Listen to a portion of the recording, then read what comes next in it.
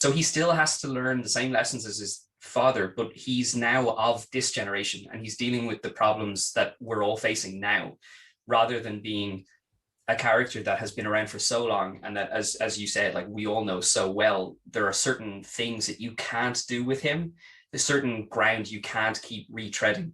So the idea of having this new younger Superman dealing with new problems that aren't the same as, like, as you said, in the 1930s or 40s, he's relevant to new readers. So that's one of the reasons why this is so exciting. So we've been calling him Superman. In the script, he is Superman, but he is the son of Superman. So that may offer and so a bit of without obviously spoiling it for everybody or breaking any contractual agreements that you probably have in place. But what type of things should we expect from the son of Superman? So in terms of the challenges that he's facing.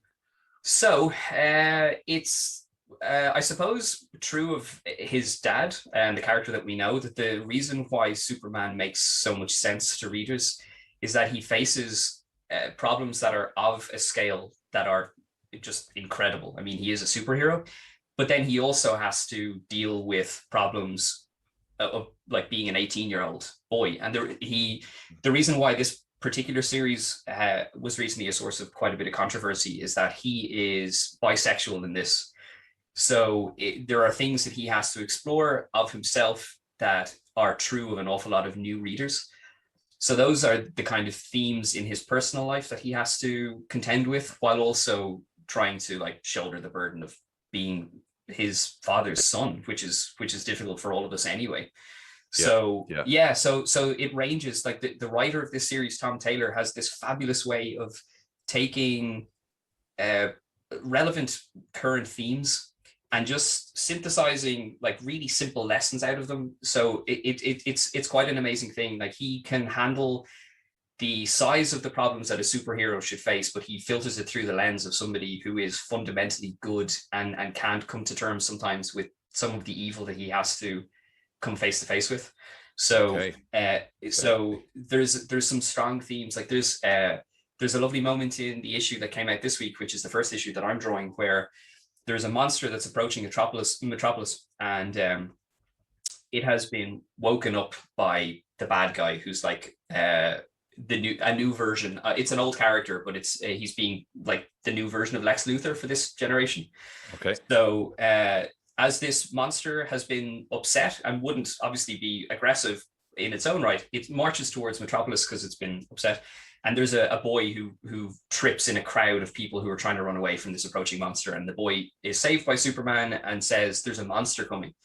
And Superman turns around and says, "Just because he doesn't look like us doesn't mean he's a monster, but I'll go and make sure." And it's just this very simple moment.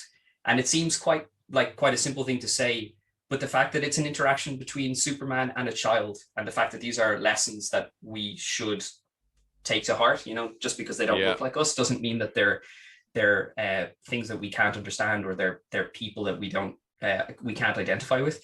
There's a lot of these little moments where it just feels human, and these are important lessons for new readers to learn, that kind of way. So I think there's something that you're touching on there, in that the world that we live in is in the social world and social media world, is that people make a judgment on somebody by the photograph that they put up there, or by the thing that they like, or by the clothes that they wear, and without actually getting into the substance.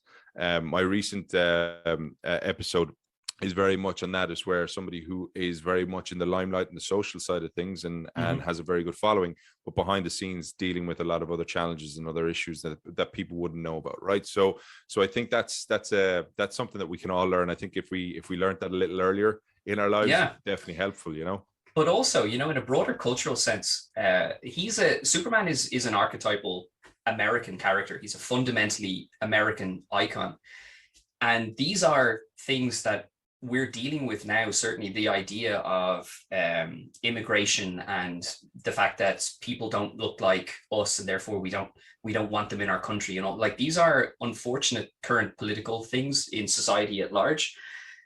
So those are also really important lessons to start instilling in the stuff, or in the new kids who are reading these comics. Like these are really important lessons. So it's completely true across the board for the way people behave on social media, but also the way people behave in society. Like Yeah, I agree with you completely.